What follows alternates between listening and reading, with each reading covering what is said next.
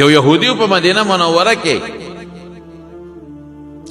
رسول الله مبارک باندې څه شی پورې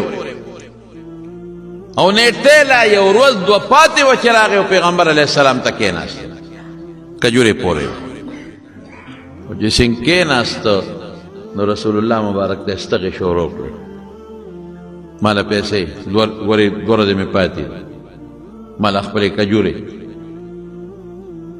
حضور پاک ورته مسکو چې د خدای بنده لا غوستا نیټه کې ورځ دوه شته که نه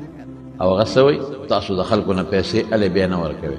او نیکه والا یادوي تاسو د عبدالمطلب بچي ما ته معلوم یې او ما نم کجورې واخیستې او خورې یې یعنې دا مرس دغس پورې په مخامخ پیغمبر مبارک ته وایي چې هغه دی نه حضرت عمر د غوسه وراله ورته ویل لکه تا خو لا ټایم کې ورځ ده شته او ستغې دې شورې کړي دا څه کې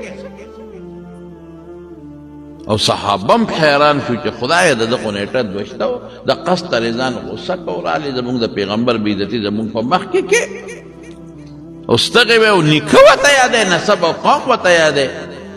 لیکن رسول الله مبارک عادت کو بل څوک وایي چې یو دغسې بیا لکه روز د رشته ولې لیکن حضور پاک عمر ته څه وایي وی عمره ښه دې ونه کړل چې دا سړی دې ورټ ښه دې ونه کړل دې محتاج او نصیحت به دې ورته کړی ما ته به دې نصیحت کړی داسې پیغمبر دته به دې ویلي دا نصیحت به دې کړی چې وروره غوسه مه کوه او نیټه دې ورځ دوه شته چې نیټه دې پوره شي بیا راشه په نرمۍ به دې ورته ویلي او ما ته به دې عمره ویلي چې چا نه قرض والي دوه ورځې مخکې وله تیار ساته زم ستا د نصیحت محتاج یم او دې ستا د نصیحت محتاج ورشه عمره ورکه وله دا کجورې شب بیت المال نه ولا ورک حضرت عمر فاروق رضی الله عنه الله چې کجورې ورته وزن کړې که نه نو ولې زیاتې ورکولې نو هغه سړی ورته وي دا زیاتې رسېدي وی دا مې تا ته یو څو خبرې وکړلې نو په هغې رسول الله مبارک خفه شو وی ما ته وي چې سړی دې رټلې دې لږې زیاتې وله ورکړه واره حالانکې د هغه هغه ستغو ته نه ګوري چې هغه څونه ستغې ویلې وي هغه سړی حضرت عمر ته وي عمره ما پېژنې وی نه وی زه فلانکې یم که نه زید مې نوم دی او هغه د یهودیانو مولا وی یو مړه نو تا نه دا توقع کېده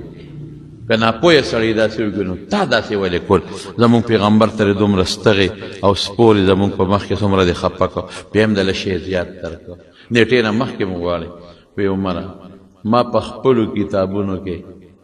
د دې پیغمبر چې څومره صفتونو ټول مې کتلي دوه مې پکې نه ولیدلي نن مې هغه دوه معلوموله چې پکې شته که نشته یو مې دا معلومول چې کوم ځای کې د غصې او د صبر ځای راشي دی به غصه نه کوي صبر به کوي ما غصه کوم چې دی غصه کوي که صبر کوي نو مې وموند ته صبر یې وکړ او بل څه بل دی به د بدو بدل په بدو نه ورکوي په څه به ورکوي په ښه ورکوي ما ولیدل چې زما د بدو جواب یې ماله په بدو رانه که په خیره ده راشي وی عمره راځه مړه خپل کار به کوي د کجورې ما سره لاړ شه او زما په اسلام ګواه شه چې زه مسلمان شم الله مسلمان